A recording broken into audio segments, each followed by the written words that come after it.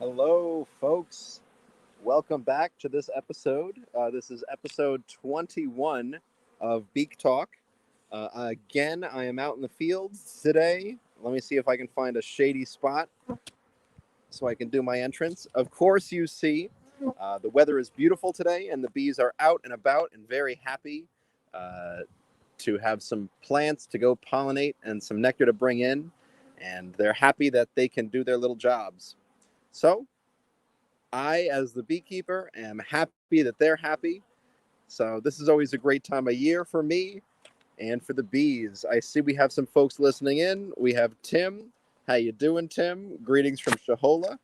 I am based here in the Pocono Mountains of Pennsylvania. This is northeastern PA, and I've been keeping bees here for 15 years, and I have a blast with it.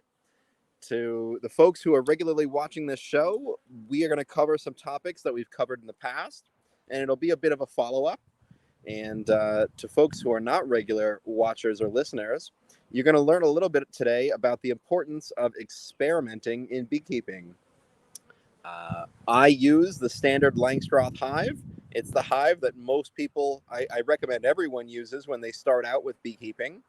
And the longer you do it, the more you get to experiment and modify. So there's some beekeepers on YouTube who talk a lot about this and how they modify different hives to fit their needs. And that is something I encourage all beekeepers who have at least 1 year under their belt to start doing. I say beekeepers who have a year under their belt because when you start out in beekeeping, you're a little bit in over your head. So I don't think it's good for brand new beekeepers to start experimenting with hive design just because it's tricky and a little complicated. So once you do a few years and you get a little bit better at the physical practices of beekeeping, then you get to go in and start doing some fun experiments. So there's two hives that I'm going to show you today. Excuse me.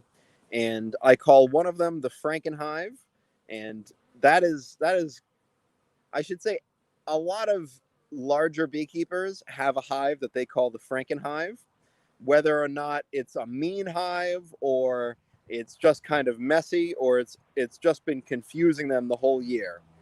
Frankenhive is a bit of a blanket statement when it comes to beekeeping. So I have my Frankenhive that I'm going to show you, which is actually just an adult version of the split nukes or the double nukes that I showed you a couple episodes ago. So if you do not know what a double nuke or a resource nuke or the Michael Palmer method of raising nukes and sustainable beekeeping, if you don't know anything about that stuff, check my catalog of Beak Talk episodes. And I think it was episode 17 or something that I talked about it. So you can go back and watch a whole episode on it. But today I'm going to focus a bit more on the adult version of that hive. But real quick, let me give you a rundown of what these hives look like. And of course, if you're listening in, I'd like to know where you're listening from. It's always really interesting to see how far the show travels. But I'm going to bring you to my back camera and I'm going to show you these hives. These are my double nukes. If you notice, they're the same size. They take the same footprint as a regular 10 frame Langstroth hive. However, when you open it up, I get up on my hill, there are two lids because there's actually two hives. There's a divider board in the middle, and then four frames come in this way, four frames go in and out that way. And this is a great way to make nukes, raise queens. This is a great way to grow your operation very inexpensively. What I'm going to show you, I should also mention, these are babies, only four frames on each side, but then they do get bigger. This one has 12 frames on each side, and it is growing and big. So I'm eventually going to have to make more splits on that hive. But what I'm really interested in showing you today, and excuse my messy apiary, you might recognize this box from the opening of the show. This is the Frankenhive that I want to talk about today. At the bottom, we have two deeps. One 10 frame deep that comes, the entrance is this way towards me. The other 10 frame deep, the entrance is on the other side.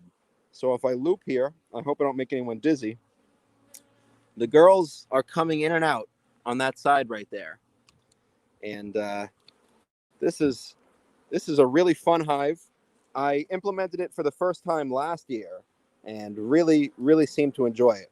So each bottom deep has a mated queen who's laying eggs and is basically its own brood nest. So down here is a brood nest, down there's a brood nest, and then I put a queen excluder here below this blue and yellow box.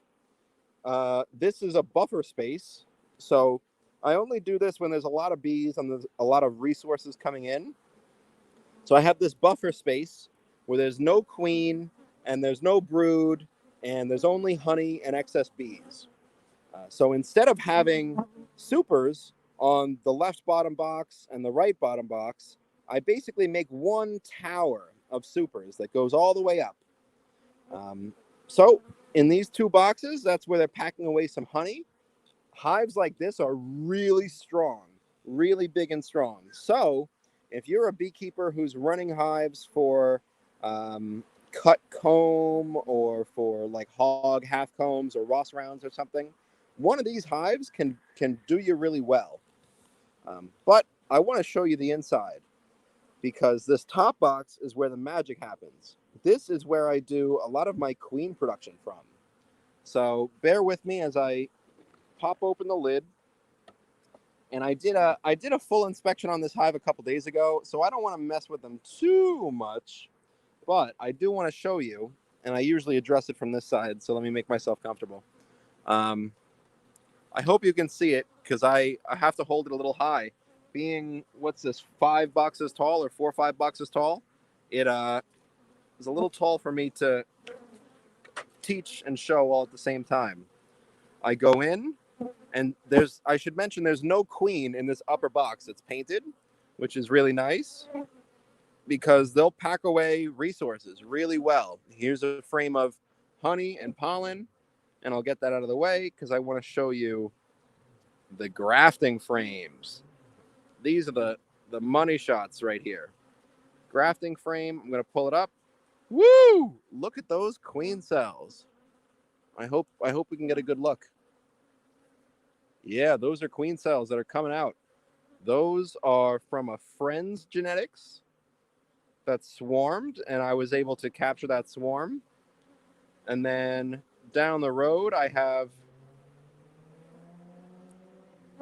another frame that has some more cells growing on it. And you see the bees put some wax in here to fill it out.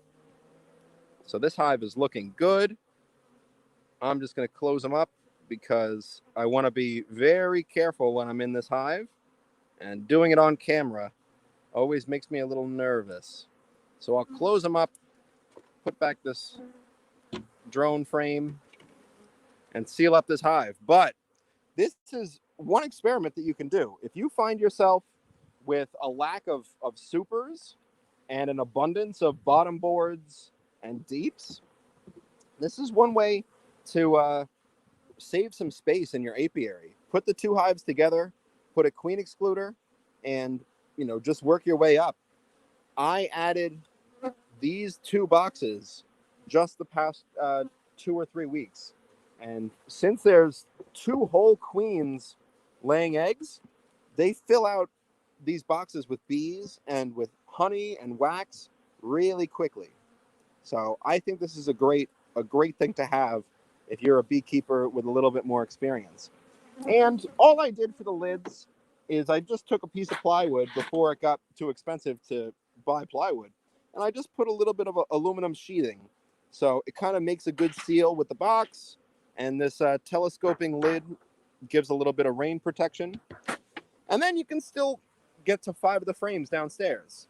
So I don't have to remove any of these boxes to check up and see how these bottom hives are doing.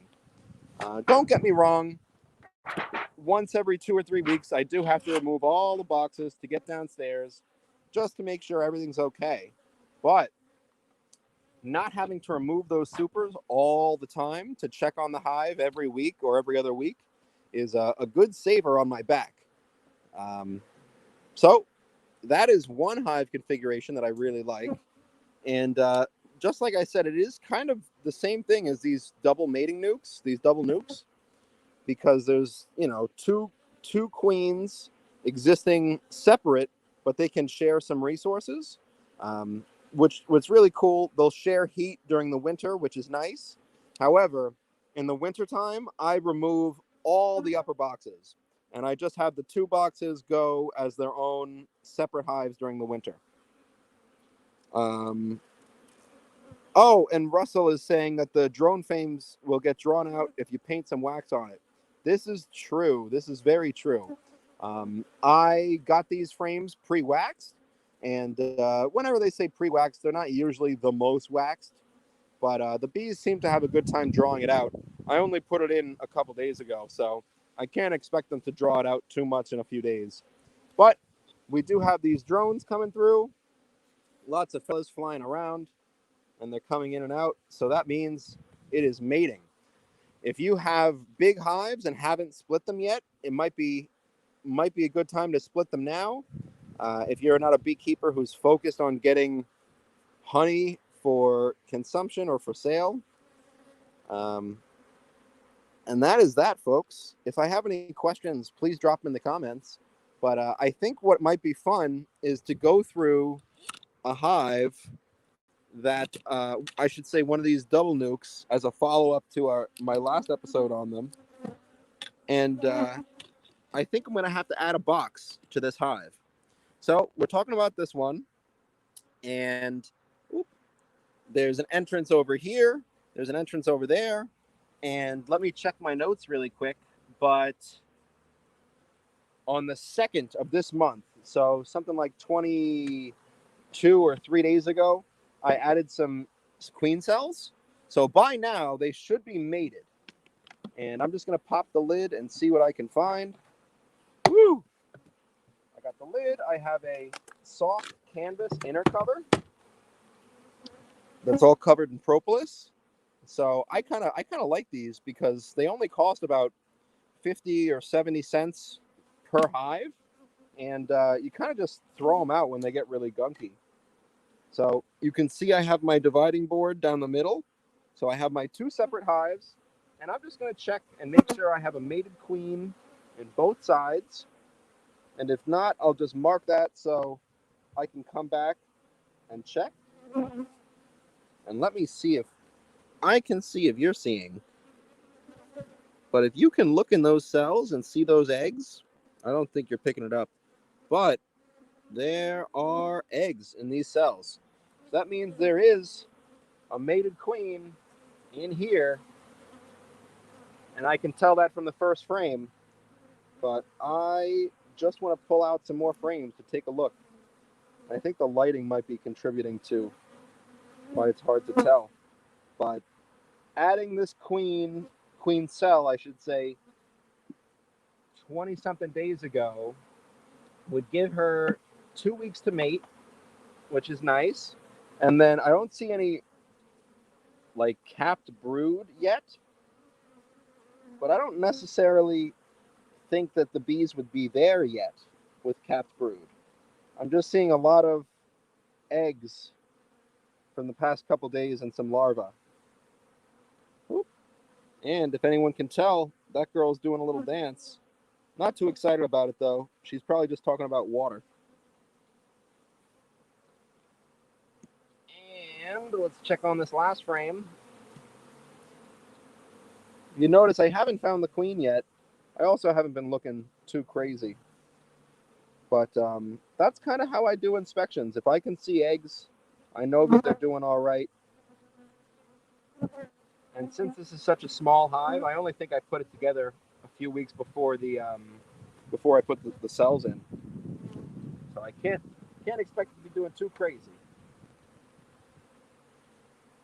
Here we got more eggs. This is now on the second side. Lots of eggs, looking good. Let me see if I got any comments. Nope.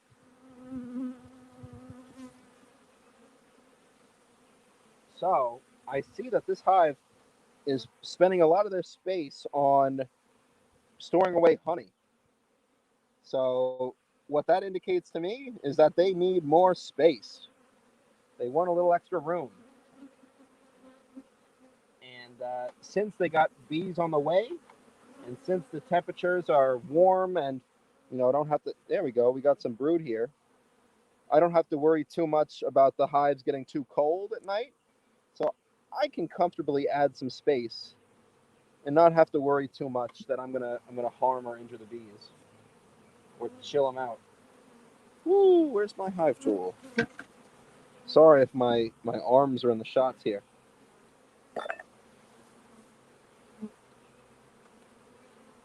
All right. And here we got some bee bread, some resources. The bees like to stick the resources on the outside. So, smush those frames together, smush them together, smush them together. And like I said, this hive is ready for some room. So let me go grab that.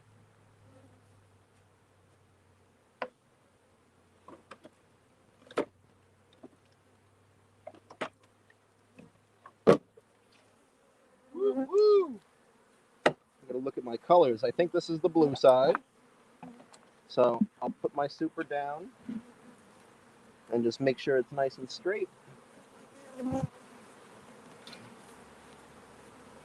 And you see, I just have some drawn comb. There's a little bit of gunk and stuff.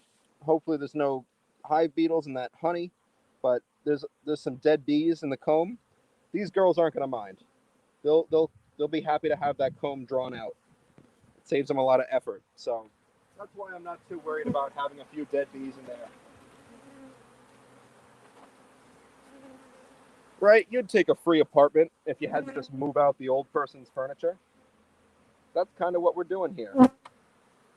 And yep, this one got hit by a mouse, but that's all right. It's all good stuff. The bees will clean it right up when they move in. And that is this hive. I'll expect in a month to come back and have them working up here and getting to business. So I'll just pop on my inner cover. This prevents them from gluing the lid down to the frames, which they don't really, they do it, but they don't seem to like the reaction after the beekeeper comes around and pulls off the lid. And I think that's our discussion for today, folks. I want to thank you. Ooh, let me flip the camera around.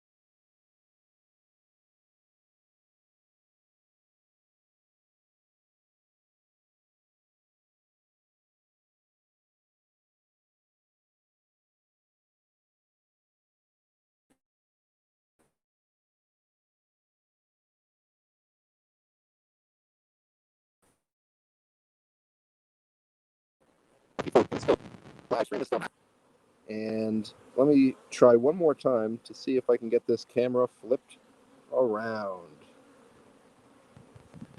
Ah, perfect. Perfect. I hope you're still there and still listening.